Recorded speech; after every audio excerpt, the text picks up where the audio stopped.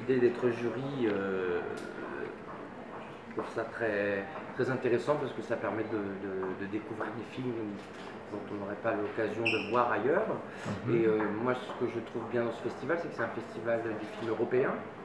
Donc ça permet aussi de voir des films de différentes cultures, de différentes façons et les différents sujets aussi, parce que je trouve que par pays, on voit que certains sujets peuvent être un peu un leitmotiv selon les pays où ils ont été produits et réalisés. Donc voilà, c'est bien de voir, en tout cas moi en tant que réalisateur, jeune réalisateur, puisque j'ai fait qu'un court métrage pour le moment, de voir un peu aussi mes camarades ce qu'ils font aujourd'hui. Enfin, je compare mon travail au leur et c'est toujours intéressant. C'est un peu la base du cinéma, quoi. Tout le monde commence par ça. Personne commence en faisant un premier long métrage extraordinaire, à part un ou deux Québécois. Mais sinon, a priori, tout le monde commence par ça. Et puis, il y a une émergence forcément de nouveaux talents, de jeunes talents et de nouvelles idées, tant qu'à faire. Vous avez déjà pu découvrir une partie de la sélection? Oui. Donc d'une manière globale, vous en avez pensé quoi? Alors, écoute, d'une manière globale, moi, bon, c'est un peu critique ce que je vais dire. Attention, les délibérés sont pas... Oui, les délibérés, non, juste global. Ça reste global. Mais d'une manière globale, je trouve qu'il y a une très belle facture sur les films, qui sont vraiment très bien faits. Il n'y a pas de film moche, ou alors quand c'est moche, c'est que c'est un parti pris, par exemple, tu vois. Il n'y a pas de... Non mais voilà, on ne sent pas le manque de fric, comme on peut sentir sur certains courts-métrages des fois, où... alors il y a quand même des défauts parfois, des acteurs qui peuvent être un peu moins bien, mais au contraire des acteurs qui peuvent être mieux. Peut-être scénaristiquement, des fois il y a quelques petits défauts, parce que moi je trouve... encore dans l'ensemble, que c'est surtout graphique, que c'est quand même plus basé sur le cinéma, la technique, l'image, plutôt que sur le scénario. Et donc voilà, c'est beaucoup des films très graphiques, je trouve, qu'on a. Je sais pas ce que vous en pensez, vous. Oui. Non, moi je trouve ça assez varié en fait. En fait, je pensais que ça serait plus étudiant. En fait, j'ai été plutôt agréablement surpris, comme tu le dis, sur la facture. Je trouve plutôt assez honnête en général. Moi, je trouve qu'il y en a un atroce, mais je dirais pas de nom. Donc, je trouve qu'il y en a un qui ne mérite pas mon attention. Mais je crois que c'est fait exprès, c'est celui que je disais. Je pense que c'est fait exprès. C'est pas possible. Et sinon, agréablement surpris. Je trouve que, en effet, peut-être que les erreurs, c'est des erreurs de jeunesse qui sont justement de ne pas aller au bout de son idée, parfois par hésitation, et justement de se retrouver parfois avec plusieurs fins alors qu'il pourrait y en avoir qu'une, parfois avec des manques de radicalité dans le parti pris initial, parce que je sais qu'il y a pas mal de contraintes quand on fait un film latéral, et que souvent on peut faire perdre au réalisateur la ligne directrice. Voilà. Oui, qu'est-ce que je peux ajouter de plus? Je suis assez d'accord avec ce qui vient d'être dit. Je pense que c'est typique à tout festival, en même temps, après ça dépend aussi des sélections, mais les courts-métrages, c'est des films forcément souvent des premiers, des seconds films, enfin, c'est des réalisateurs qui sont en devenir, en tout cas qui font des tests, donc du coup on sent quelquefois un manque de maîtrise parfois, scénaristique ou dans la réalisation.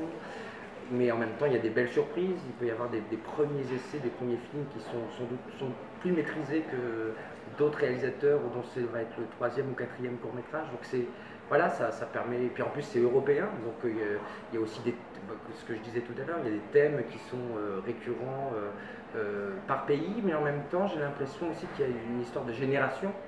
Et que, effectivement, on peut remarquer qu'il y a beaucoup de films sur l'enfance, sur l'adolescence, sur comment grandir. Sur Danemark.